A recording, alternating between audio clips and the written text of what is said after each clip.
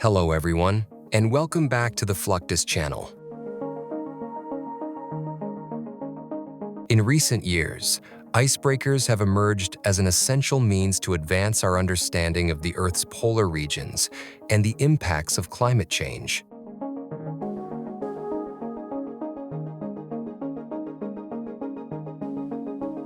They provide a means of gathering data, monitoring changes in sea ice, and supporting expeditions to remote areas.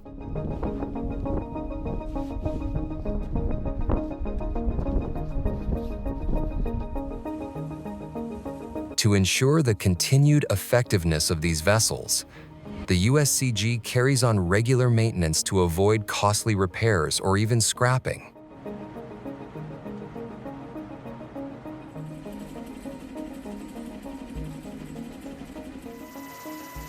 In 2000, the United States Coast Guard launched the most advanced icebreaker, Cutter Healey.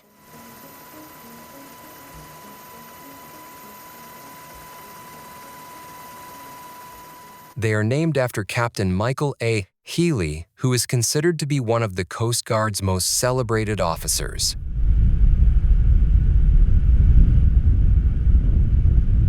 The ship is 420 feet long and can continuously break through ice up to 10 feet thick at 20 knots.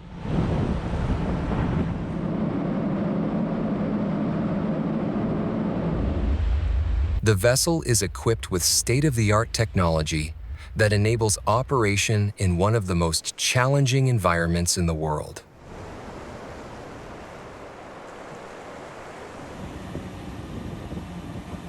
Since its commissioning, the Cutter Healey has been involved in various missions, including scientific research in the Arctic and Antarctic, search and rescue operations, and enforcing maritime law in U.S. waters.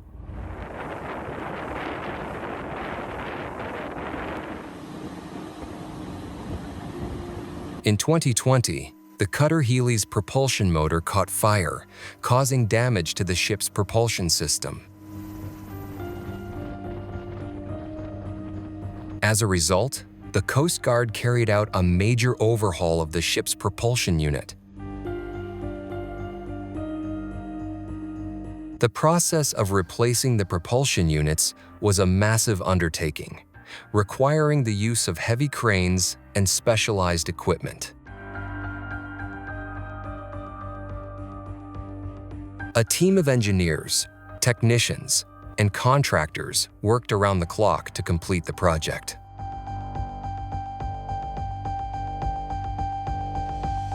They made a massive hole in the ship's dual hull, then carefully removed the damaged motor and transported it to a nearby facility for repairs.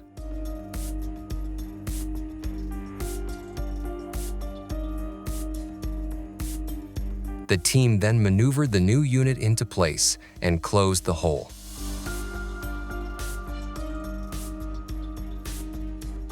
Despite the challenges posed by the COVID pandemic, the Coast Guard was able to complete the repairs within 6 months. Operating in the polar means that these icebreakers are exposed to extreme temperatures, heavy ice pressure, and saltwater corrosion.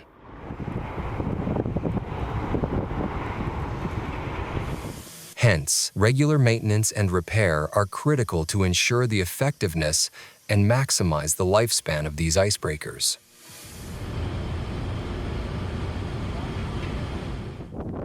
For instance, in January 2020, the U.S. Coast Guard Cutter Polar experienced a shaft leak during Operation Deep Freeze 2019 to 2020.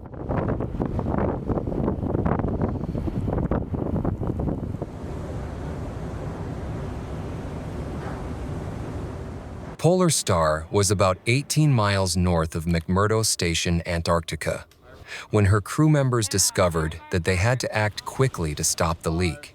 4, 3. Said Ejim? Yeah. Roger.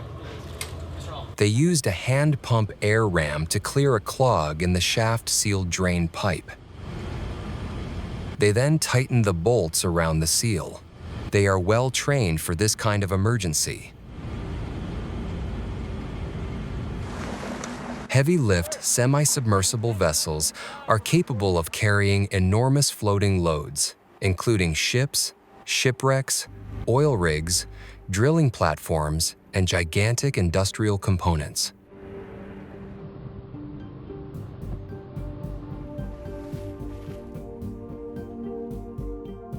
These vessels have a unique design featuring a large, flat deck supported by ballast tanks.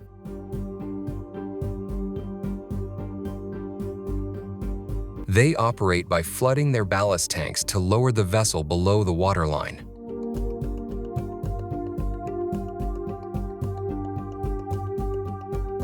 Once the floating cargo is correctly positioned over the deck, the ballast tanks are emptied, raising the deck and securing the cargo for transport.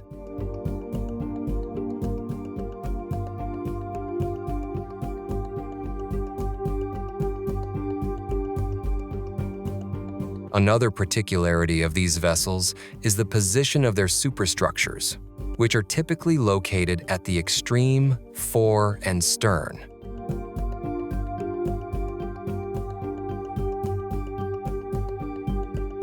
This maximizes deck space and facilitates the loading and unloading of large structures.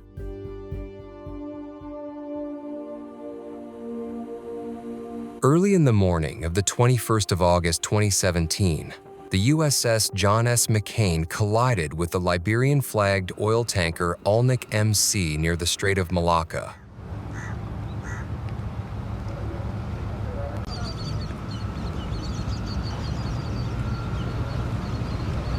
The incident occurred while the destroyer was heading to the Singapore port for a routine visit. The collision resulted in a significant breach on the port side of the ship, flooding crew compartments, machinery, and communications rooms.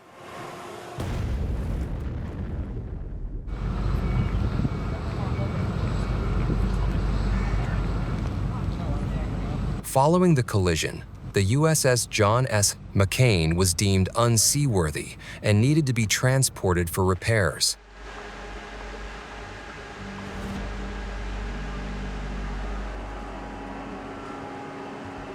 Given the ship's size and the severity of the damage, conventional towing was impractical. The semi-submersible heavy-lift vessel MV Treasure was the perfect choice for this operation.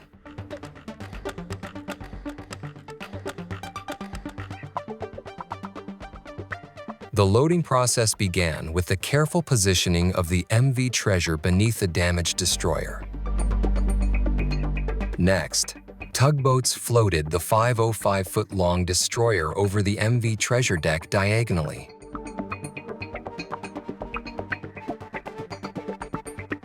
Once in place, the ballast water was pumped out, gradually raising the destroyer out of the water.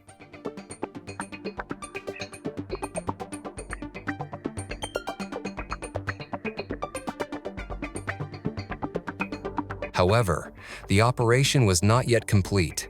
Throughout the journey to Yokosuka, Japan, the crew of the heavy-lift vessel had to navigate carefully to avoid further stress on the damaged destroyer.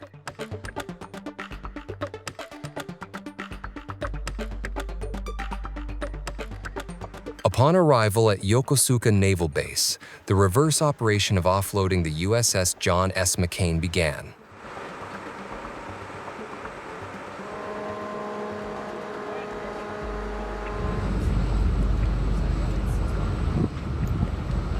The MV Treasure was again submerged, allowing the destroyer to float free and be guided to the repair dock.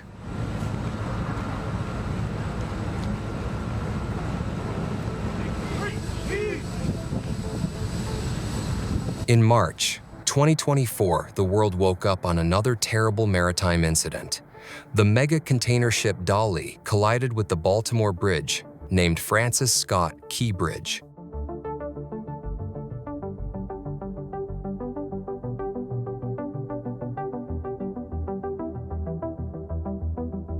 This event has caused serious disruption, collapsing the bridge and blocking the Fort McHenry Channel.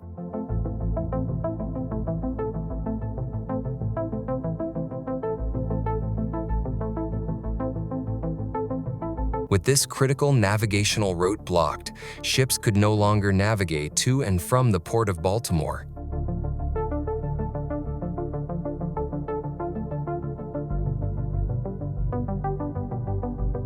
The maritime community and local, state, and federal agencies alike were on a race against the clock to reopen the waterway. So when we got the call about coming down to the Key Bridge, it was pretty exciting.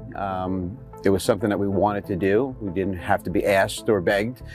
We were chomping at the bit to get down here, and we got right into work as soon as we got the call to go. First thing we did, we pretty much started surveying right into the evening, right into the darkness.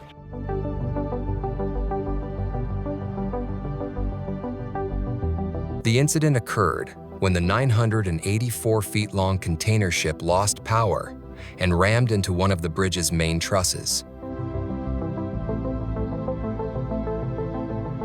In a matter of seconds, the bridge collapsed, falling the span into water and on the vessel bow.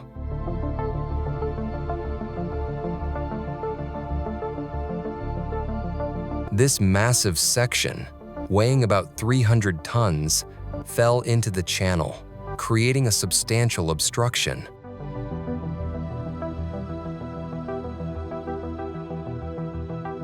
The immediate priority was to clear the wreckage to revive the channel and ensure the safety and functionality of the waterway. Extensive efforts in salvage and debris removal were conducted to solve the problem not only for the shipping industry, but also for the Baltimore residents who travel across the Patapsco River.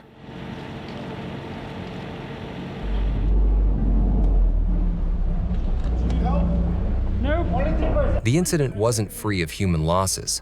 6 construction workers lost their lives when the vessel crashed into the bridge.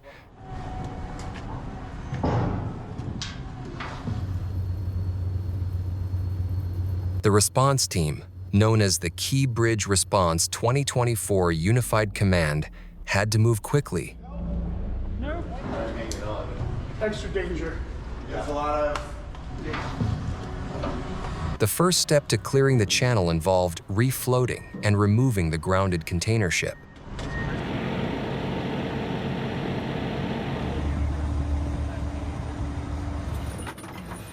But to refloat Dali, the response team had to remove containers to lighten the ship and prevent any additional damage.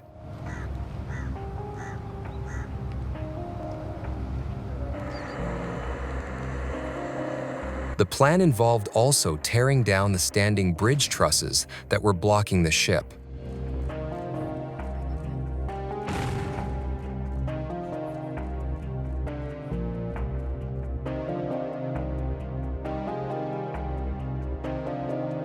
Various agencies collaborated together to remove the entire debris from the waters.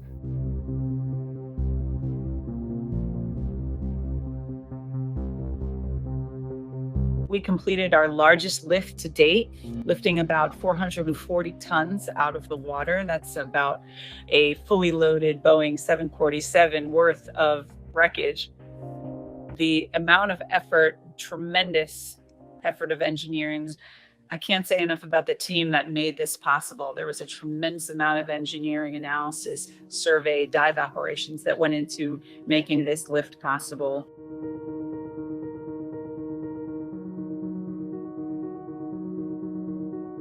Breaking down the bridge wreckage into smaller, more manageable pieces was a critical part of the operation.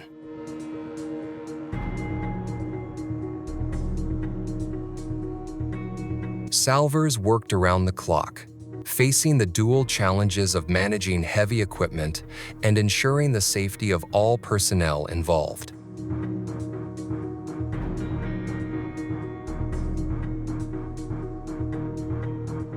By April, significant progress had been made. 3 alternate channels were opened for navigation, but much work remained. The sheer scale of the wreckage and the complexity of the salvage operations meant that reopening the channel fully would take time. That's the end of this video. I hope you enjoyed it.